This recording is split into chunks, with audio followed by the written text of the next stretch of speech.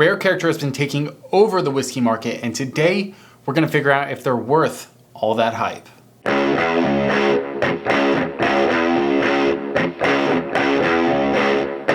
What's up, guys? Welcome back to Call Me Old Fashioned. Today we're going over Rare Character. Now, Rare Character has a ton of different lineups, from their Fortuna to the Fortuna Barrel Strength, Brook Hill, their single barrel series, and of course, the Rare Character limited editions. It feels like every time I go to a liquor store, I see one of these. The Rare Character single barrel series. Every liquor store is getting them. Every bourbon and whiskey club is getting them. And what it feels like is Rare Character has been flooding the market with different single barrels. But the ones that everybody wants is either going to be the Brook Hills or these limited releases. Now, I was lucky enough to get my hands on two different bottles. I got my hands on the batch 1 of 2025 for their Kentucky Straight Whiskey and batch 1 of their Straight Rye Whiskey for 2025 as well. These are both going to be barrel strength.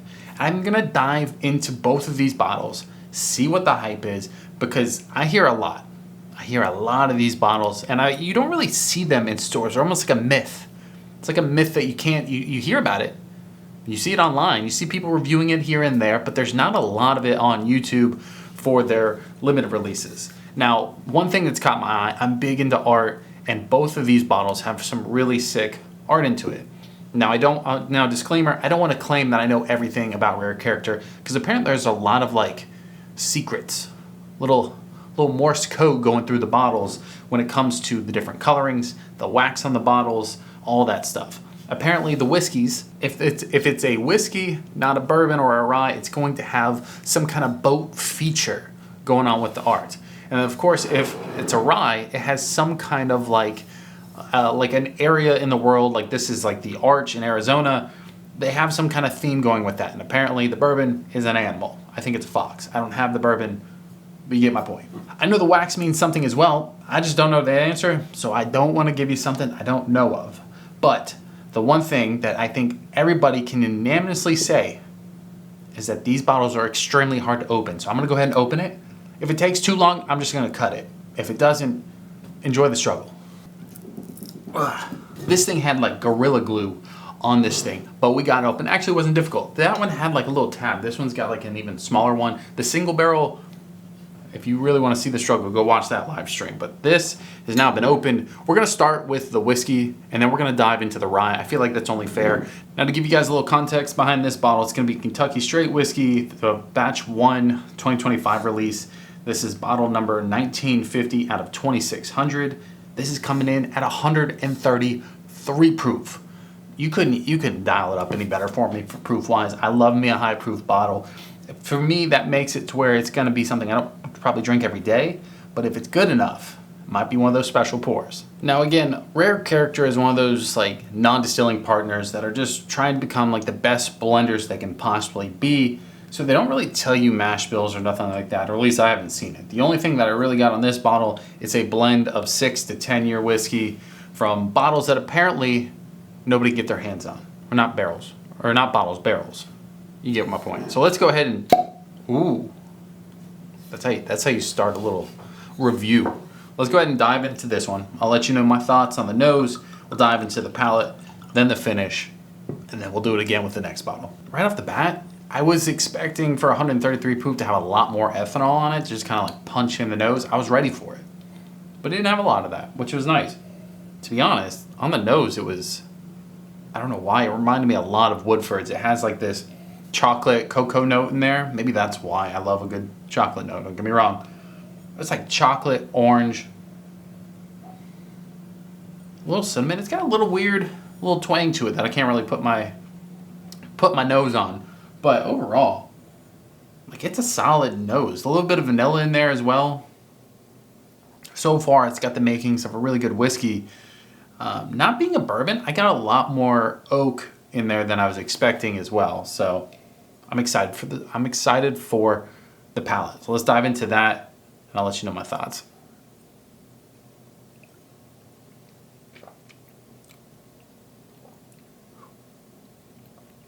That had some heat to it. That was fantastic. That had some heat to it. The nose, it draws you in like a cobra, right? It just draws you in and pow, bites you right in the mouth. In a good way though. If you like high proof, this is something that you kind of enjoy anyway. I gotta go back in for a second little sip here before we start rifling off some notes. Get my palate acclimated.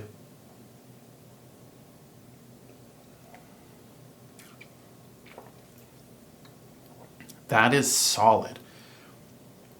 I wish I knew which barrels it was blended with. This it's surprising it's not bourbon. If I did this on blind, I would 100% guess this is bourbon.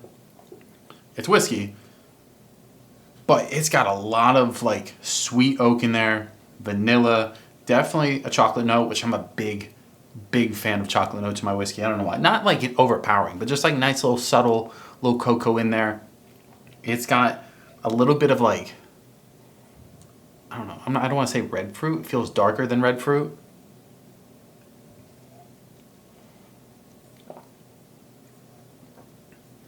Like molasses cherries is a good way to put that. But overall, I'm highly impressed.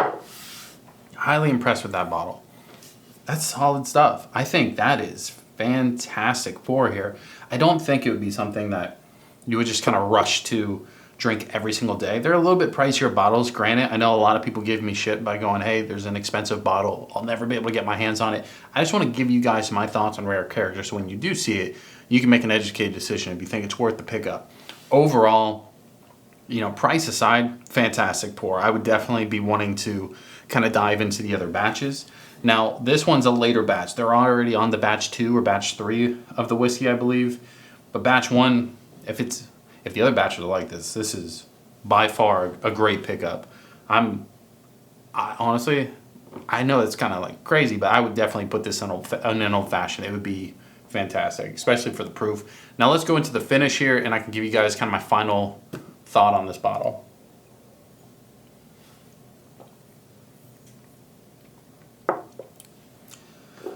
Yeah, finish is kind of like medium to long. I think that has a lot to do with the proof. On the back end, you get a little bit of that cinnamon, kind of nutmeggy spice. The sweetness is on the front of the palate with like vanilla, molasses, cherry, chocolate. Again, all of them kind of subtle. The whiskey definitely stands out. This is a solid pour. I'm impressed. 133 proof, I think that kind of helps it as well because I'm a sucker for a high proof bottle. But overall, I would say yes, rare character for the whiskey is a must pick up if you can get it. Granted, it depends on what price.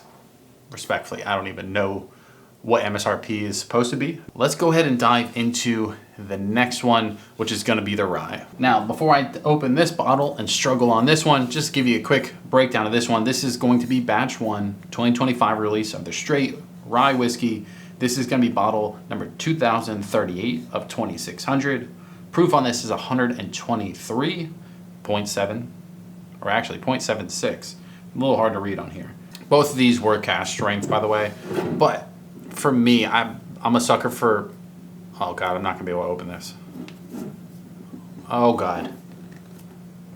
Which way does it go? That's a review, boys. I can't get it open. Got the knife. Oh my God, no. All right, boys, this is called Earning Your Drink. Oh my God, it was so close. I think we got it. Oh, we got it.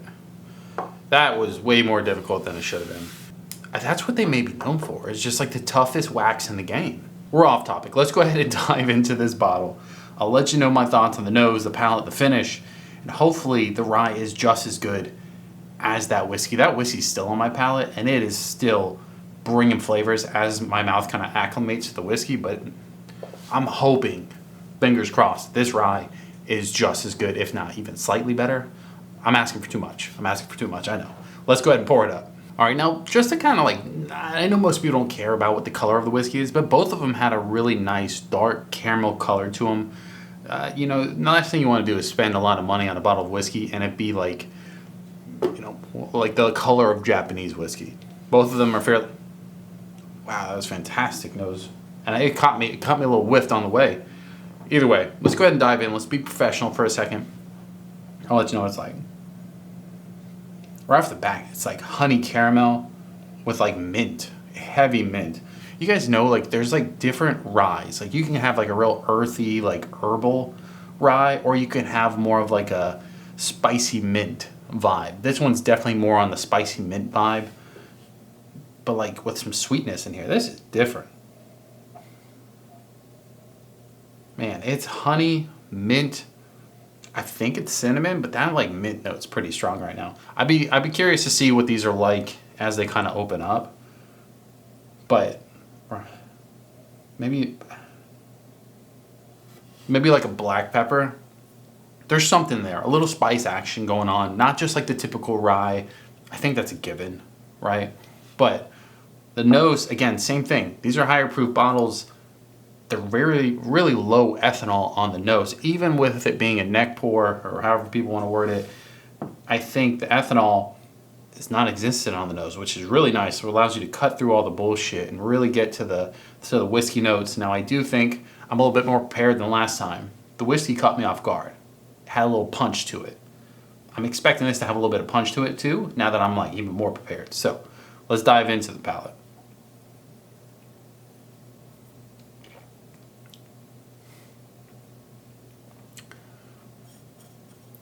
That's fantastic.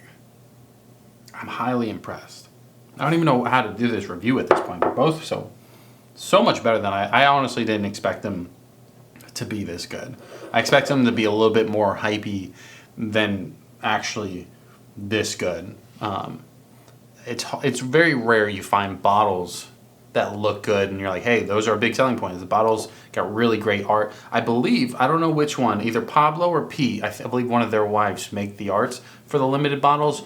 Bro, she needs to do some paintings or something, and I need one in the house. That's a different story. Let's dive into the whiskey. On the nose and on the palate, it is this really like deep mint note. It's almost like refreshing to drink, which is strange for a whiskey when it comes to like something this high proof. Mint.